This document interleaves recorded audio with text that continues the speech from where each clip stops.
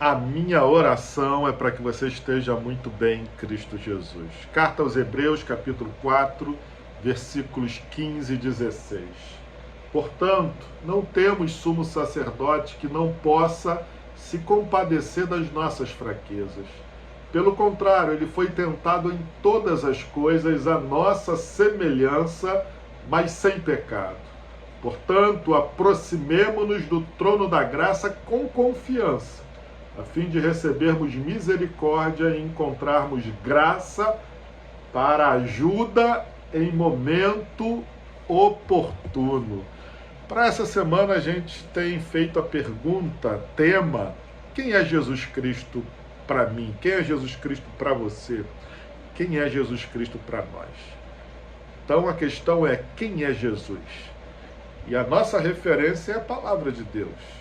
Quem é que vai responder a essa pergunta? A gente sabe que muita gente fala muitas coisas sobre Jesus, mas a fonte primária é a palavra de Deus.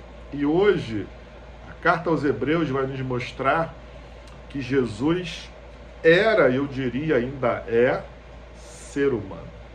A humanidade de Jesus, ela é muito importante, conquanto a gente sempre ressalte o lado divino, né? O nascimento de Jesus que foi tão especial, né? A partir da concepção virginal de Maria, desde o seu nascimento, e vários aspectos de Jesus mostra o lado divino, mostra o Cristo, Filho do Deus Todo-Poderoso. Mas Hebreus está ressaltando para nós aqui a verdade de que Jesus, ele se tornou ser humano. E somente por isso o texto vai dizer, ele é o nosso sumo sacerdote, ele é o nosso mediador. Ele pode se colocar no nosso lugar. Ele pode levar sobre si os nossos pecados. Porque pensem comigo, se Jesus não se tornasse homem, como é que ele seria o sacrifício de Deus em nosso lugar? Como é que ele pagaria pelos nossos pecados? Não teria como. E outra coisa, o fato de Jesus ter se tornado um de nós aproxima Deus de nós. Quando ele vai dizer que ele é o caminho, a verdade e a vida, ele pode dizer isso e a gente pode entender que é possível segui-lo. Agora, se ele fosse um Deus distante, mas ele se torna um de nós. Lá no chamado prólogo, não é, de João, ele vai dizer que o verbo se tornou carne. E na primeira carta de João, no início, ele vai dizer que os olhos deles viram, eles apalparam, ouviram sobre o verbo da vida, o próprio Deus. Então agora a gente pode sim seguir a Jesus. Ele se tornou um caminho para nós, um caminho de graça, de misericórdia. Ele se tornou um de nós. É a mensagem do Natal, não é? O menino que se torna um de nós, que se torna a esperança para a humanidade. Agora, de alguma forma, nós temos um parentesco, né, lá dentro da divindade.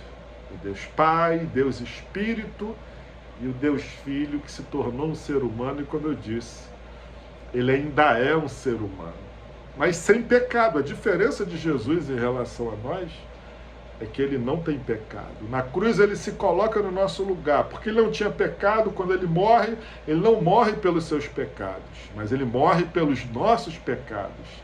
E por isso ele pôde levar sobre si todas as maldições, enfermidades, tudo aquilo que nos impedia de nos libertar para a salvação e para uma retomada com Deus. Ele realizou essa obra. E ele agora intercede por nós diante do Pai, lá com o Espírito Santo. Ele agora é o nosso intercessor. E ele pode ser tudo isso para nós, porque verdadeiramente ele se tornou um ser humano. Então não desprezemos nunca o lado humano de Jesus. Existem vários aspectos da vida de Jesus. Quando ele chora, ele sente fome, ele morre. Ele era um ser humano, sem pecado. E ele era um ser humano que também era Deus. Aí é uma outra história que a gente vai falar sobre a sua divindade num outro momento. Mas é com essa palavra que eu quero profetizar um dia e uma semana abençoada sobre a sua vida, em nome de Jesus. Amém e amém.